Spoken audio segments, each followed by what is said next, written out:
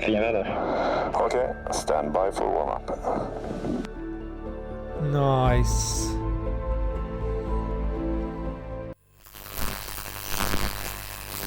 Here we are back with episode 9 of the Road to Fighter Pilot series. It's all about following the Swedish officers going through sort of flight and pilot training after passing officer training. They're about 4 to 5 years in now. It's a long process, but it's an absolute brilliant series and a great eye-opener for anyone who's interested in flying, fighter jets, becoming a pilot. Check out the original video in the description. As always, if you could like, share and subscribe to them and Combat Ready HQ. But thanks for watching. Let's get into it.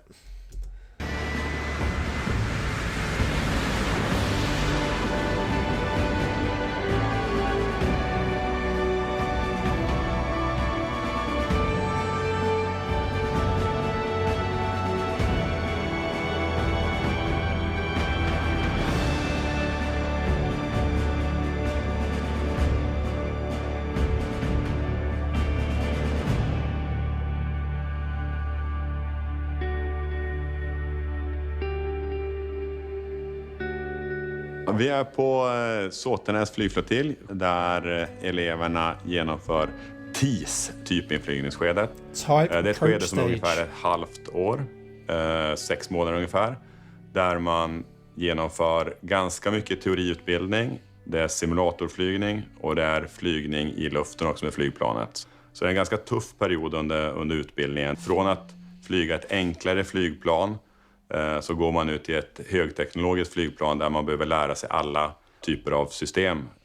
You can only imagine how many systems and errors you most probably have to memorize for something like that, an aircraft like that, where there's most probably so many different systems and so many things that could go wrong, and you've got to sort of try and remember all of them just in case. That's här man lär got sig to be ordentligt tough. grunderna från början, och det har man sedan med sig resten av karriären. Advanced aerobatics with heavy aircraft. Hur tänker vi där? Vi har väldigt tungt flygplan, så då har vi andra värden att gå efter. Det ska vi ha i looping 400 knop. Så vi får lite extra fartmarginal där för att den är lite mer drag. Hur mycket procent bränsle tänker ni att ni vill ha för att genomföra det här momentet? 10. Bra. So they have to work out speed, and then you've got to work out how much fuel you need to put in. Is that what's sort of going on here? Kollar man vikten. Trycker in L0. Precis. Och sen ska ni starta styrorderlöst. Och då gör ni det genom... Ground GCS. Ja, GCS eller sensor. Ja, och sen kontrollera allt i L1 på att vi har rätt där när vi sticker. Den här delen är ny för er, tungt flygplan. Erfarenheter kring nosförändring, va? Det känns konstigt här. Det går väldigt drögigt initiellt i och med att vi inte har så mycket uttagbart. Vi använder inte greenbox ute i ändlägena. Lägg på några knop i och med att vi har en David. Så 420 någonstans där. Och sen ger vi oss uppåt. Vad har vi för checkar? 60 grader. Gärna en bit över 300. Ja. 333, 222. Ja, funkar fint. God, already this just Så att vi seems inte går under confusing, dem. doesn't Skulle vi it? vara under dem här i början, då... Obviously they've been training a long time for this. Just det. Kritiskt moment, trycker en gång på halvrollar, tungt flygplan, bara begränsning i G. Det är det mest kritiska här. Det kan bli en jätteparabel. Säg gärna till mig innan ni hugger i då, så att nu kommer en G-sväng eller någonting, så att jag också är med anti-G-manövern här bak den. Ni hör ju om jag slocknar. Eller ni hör inte någonting. Sluta prata. Ja, jag slutar prata för jag pratar för jävla mycket vanligtvis. Bra, då går vi in på flygordning. Grymt. So is he just talking about if they're going to do a massive G move, please warn him so he can prepare his body, otherwise he may black out. Because if you do something and he's not prepared, he may black out. Is that what he's going on about? He talks a lot. I know they pull some G's in his aircraft. Ofta är det så under det här typinflygningsskedet att man börjar med en ny övning som man ska genomföra. Då har man en teorilektion först där man pratar om vad man ska göra. Sen genomför man det i flygsimulator. Och därefter en 2-sitsig Gripen. Efter de har gjort det, då flyger de motsvarande pass själva i flygplanet. Det är ungefär så utbildningen går till. Och här borta har vi väldigt nära då, bara en tvärs över korridoren, så har vi simulatoravdelningen. Så vi kan gå in dit och titta hur det ser ut. So there is a lot of training, and it's how a lot of just militaries around the world are doing things is you do it in the classroom, you do it on a simulator to practice, saves money, and then you go and do it for the real thing. We did it in the artillery years ago. You did it in the classroom, you did it on the simulator, you went out, did 1 or 2 goes live, and then you practiced on the simulator again. With this, they do exactly the same. Theoretical, loads and loads of simulator hours, 2-seater gripping, because obviously they need a commander watching over them, and then they go out on the operational gripping, which is a 1-seater, I'm guessing, from what I've made out there, and then you can see that you're fully capable of doing it by yourself. The new Ajax that's coming in, the new Ajax variants, the vehicles for the British Army, most of the training's done on simulator. Här har vi 2 stycken av våra simulatorer. Vi har det som heter Multi-Mission Trainer. Som är en enklare cockpit som man sitter i. Vi kommer titta mer på den. Men en bra omvärldsuppfattning. Sen har vi även något som heter Full Mission Simulator. En dom. The dome. I've seen these on TV before. Man stänger huven. Man har på sig all utrustning. Man får en upplevelse av G-krafter. Vi har 3 stycken skärmar som man kan växla information på. Flerfärgsskärmar. Om man jämför med många andra flygplan så är det här ganska lätt att förstå. Det följer en ganska logisk struktur. Och här ser man då på styrspaken, där bara när man tittar här direkt så ser man 1, 2, 3, 4, 5, 6, 7, 8, 9 många knappar som alla har. Look at all that you've got to remember. Här sitter jag som instruktör. De första tiden när de lär sig att flyga, då är det mycket nödträningspass och instrumentinflygningar. Då kan jag välja precis allting. Jag kan ändra miljön, om det ska vara låga moln, höga moln, vilken sikt det ska ha, vilken tid på dygnet. Jag kan ge alla typer av fel som kan uppstå i flygplanet. Längre fram i utbildningen då kan jag också ställa ut lite olika typer av fientliga flygplan. Tack vare simulatorerna, då kan jag lära mig att göra. That's exactly like all the simulators you get. I can't remember what they were actually called. Was it DCC2? You had the rifle one, and then we had the other one where we did the artillery. When you went in and did fire missions, they could change absolutely everything. They picked exactly where on the map you wanted to do it. Whether it was cloudy, misty, whether it was raining, sunny. What sort of enemy you wanted to come in, down to ground troops, vehicles, armoured vehicles, tanks. They chose it all. And exactly like this, but this is just a lot cooler. The fact you're sat in a full flight suit, helmets, sitting in an aircraft, flying around and feeling G-forces. As with the artillery, you just lay there, look out some binos at a flat screen. So this is much cooler. Rätt handgrepp och göra på rätt sätt i en kontrollerad miljö. Så att om det händer någonting i luften, då har jag redan gjort det tusentals gånger.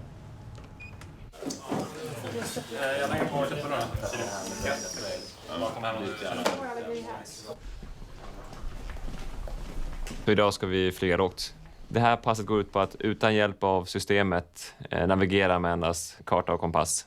Vi lär oss kolla ut och inte flyga in i mark eller hinder. Som jag arbetar nu är att jag kollar så långt bort jag egentligen kan på någonting stort och uppfångande.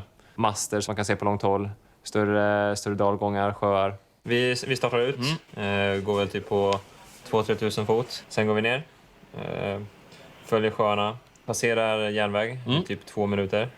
Blir uppfångad av vattendraget på 18. Perfekt.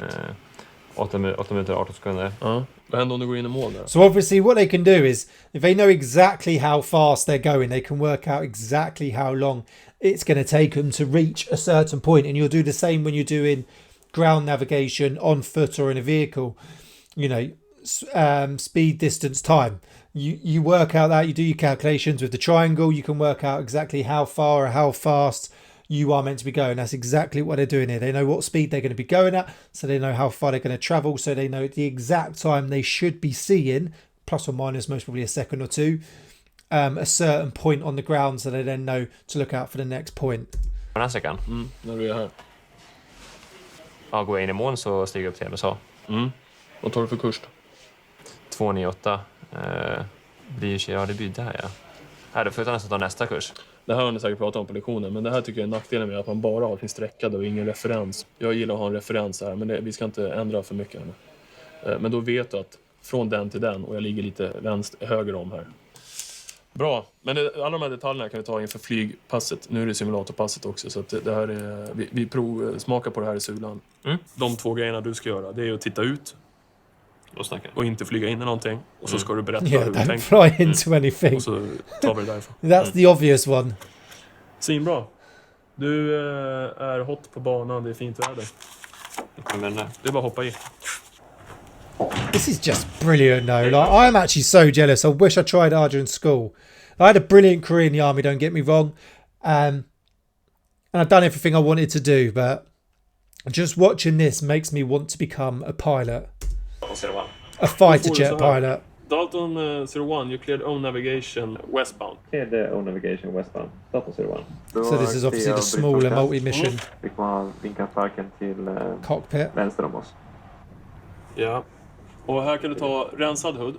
Just det. Du ser där nere. So they've got no system. They're flying with the map in their hand, and then obviously the other hand on the joystick. Vi fortsätter ett tag till och så utvärderar vi. Yes. 300 fot. Där har vi en mast, va? Jajamän. Bakom höjderna här så kommer sen sjön dyka upp. Vilket vi ser där. For those that don't know, looking at a 1 in 50, 1 in 25,000 map, hard enough as it is. Vi ska ut Let alone och flyga when you lågt go för första gången. 600-700 kilometers an tränar på hour. grundläggande lågflygmetodik i simulatorn. Det var tagit bort ett taktisk presentation då, så att vi inte får hjälp av GPSen, utan nu är det bara klockan och kartan som gäller för att genomföra den här navigeringen. Nästa kurs blir 276. Vi hjälper ju dem och serverar det här stora tekniska vidundret i små portioner, just för att man ska lära sig komma in i det på rätt sätt. Och det svåra är att det är väldigt, väldigt mycket att lära sig under den begränsade perioden. But this is vital, because if your systems go down, you need to know how to navigate without the systems. It's all good having these systems. All these systems means is, yes, your life gets easier, but it's a lot more can go wrong. Tekniskt prov. Är det några funderingar kring? Det är svårt att veta vart man ska dra gränsen. Alltså för det finns ju så mycket grejer ner i detalj. Och liksom typ 3 pärmar med saker att läsa. Det ni ska tänka på är att vad behöver en pilot kunna? Alltså vad kommer ni för nödhantering, i vilka situationer kommer ni behöva kunskapen om de olika tekniska systemen? Det är det provet kommer utformas efter. Så att det är ju inte att checka av, kan du exakt temperatur i turbinen, kylturbinen. Lägg fokus på det som har med pilot shit att göra, det vill säga det som ni behöver för flygning. Det är det enda tunga vi pluggar för egentligen. Största provet vi gör. Så jag förstår er nervositet och era frågor. Jag försöker reda ut när ni läser, vad kan jag ha praktisk nytta av i luften. Försök förstå utifrån ett flygpass. Så att när systemet He's tried to help him now out there, but he hasn't actually given much information on what to revise for. I'm guessing there's so much information they need to remember they're struggling. He has tried to help him out and steer him in the right way without obviously setting himself up. But yeah, he's not really told him exactly what they need to know. Så vet ni vilka åtgärder ni behöver göra. Det är ett ganska högt tempo med mycket att lära sig. Men det är en stegring som tar en framåt. För kollar jag tillbaka nu 2 månader så har jag lyft mig väldigt mycket mer än vad jag egentligen kunnat tro.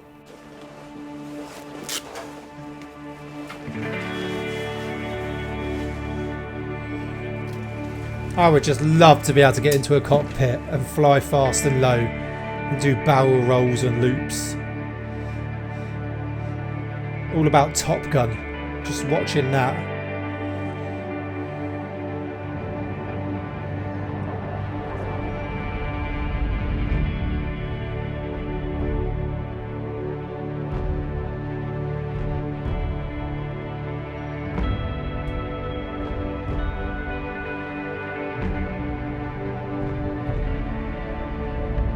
Yeah, I'd just love to be able to do that.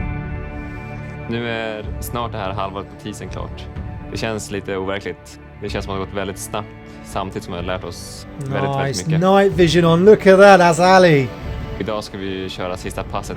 Snabb tankning i Uppsala och sen starta från 2 olika flygplatser. Uppsala. I've been watching Vikings Valhalla. Uppsala. Mötas i sektorn. Där ska vi träna battle formation och lite avancerad flygning i rote. En bra rote 2 tänker ett steg framåt också, så att man är med på vad som kommer hända. Så jag kommer lägga det antagligen i högerflanken, så kommer jag ge tecken för att vi ska bryta och hur ser det ut. Exakt. Och så sen kommer jag att köra brytningen där. Och det som är viktigt med dem, att när du kör brytningen, då räknar du ungefär 2 sekunder mellan, 2-3 sekunder mellan, men det är att man inte nyper på för hårt. Det som är lite svårare nu eftersom du inte är jättevan att göra det, det är att se den här närmande farten. Vad har du för ögonmärken för avståndet ungefär? Det blir ju jättemycket på, men... Ja. Det är ett synintryck. Jag brukar titta, jag ser när man svänger ut, om man kommer över plats, svänger ut. Då ser jag till att jag har en solfjäder. Jag har ettan ungefär i den sektorn. Alltså om du tänker dig när du har ungefär huvudbågen, då har du ungefär 30 grader ut. Ungefär där brukar jag titta. Och så sen ser jag när ettan börjar komma, när man har ett parallellavstånd, där ungefär brukar jag försöka svänga på. Så att ligger jag parallellt och inte allt för smalt. För ligger jag smalt, om han svänger runt och så kommer han hitåt och vi ligger smalt, då ser jag till att släppa ut längre. Vill du visa någonting på nabben? Är det någonting jag behöver kolla på med? Den gjorde sin enkelhet. Jag har Skövde 10 på vägen upp. Örebro. Frekvens Örebro, knäblocket. Och sen stiga upp till en bra höjd 9-0 och sen ta mig ut till dig egentligen. För att spara bränslet där också. Det blir gött. Kul. Det är roligt med de här små utflykterna. När jag kommer långt nu. Ja. Och tänker vad du gör nu jämfört med för mindre än ett halvår sedan. Ja, så får jag krydden att träffa dig i luften också. Ja. Jo, men här blir det du gör nu. Nu flyger du själv med kärran. Du åker bort till en bas där du inte har varit tidigare. Alltså bara den grejen. Du åker dit, du snabbtankar. Du åker upp, nu börjar du använda radarn. Nu är det stridsflygplaner du använder. På mindre än ett halvår. Yeah, there's always something to really look forward to on this course. It's not a boring course. There's always something where you're really going to improve and something where you're really going to look forward to. Moving to the next stage, the next stage, the next stage. Får jag det? Höjdhållning AFK så får du bara pausa och så njuta lite. It's like a course like no other that I've ever seen. Spider 1-4 request taxi. Spider 1-4 cleared taxi via Alpha for runway 03. Blue Shark, Spider 1-4 as fragged. And they always have Attention to and up with the best fucking call signs ever. Spider 1-3. 1-3. The artillery, we have witchcraft. Like what? Jag ligger på 25 000 fot i Mach 07. Mach 07. Oh my god, look at that. They're up high as well. Look at that. Det gick bra. Fin väder. Okej, stand by for warm-up. Nice.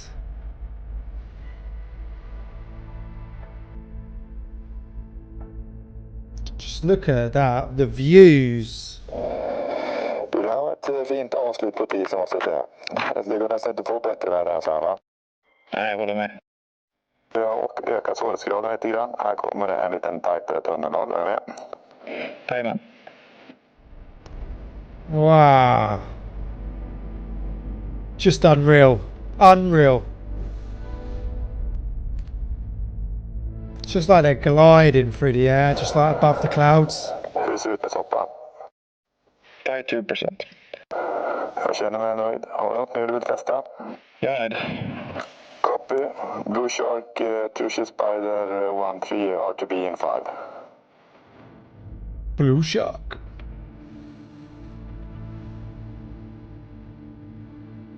Spider 1-3 cleared breakaway for runway 19er. Breakaway, look at that. See you later. Look how quick that does that. Just the stability on these is just amazing. They do come in hot when they land though, don't they? Stora event, det vill säga examination av TIS. Så att jag får be samtliga elever att komma fram och ställa sig på ett prydligt led här.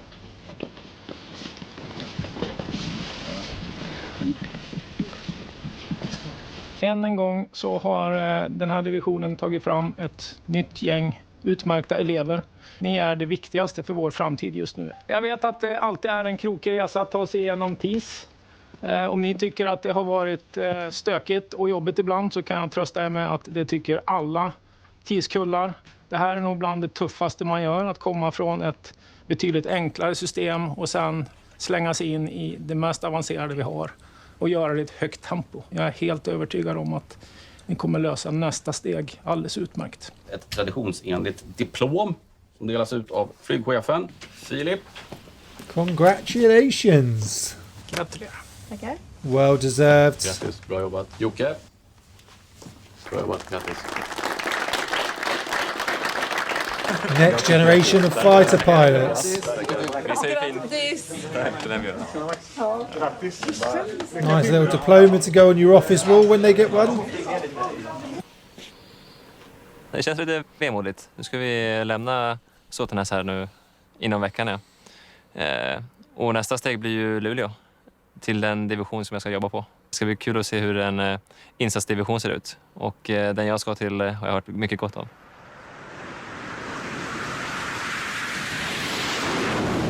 Just the sound of them are just, yeah, brilliant, isn't it?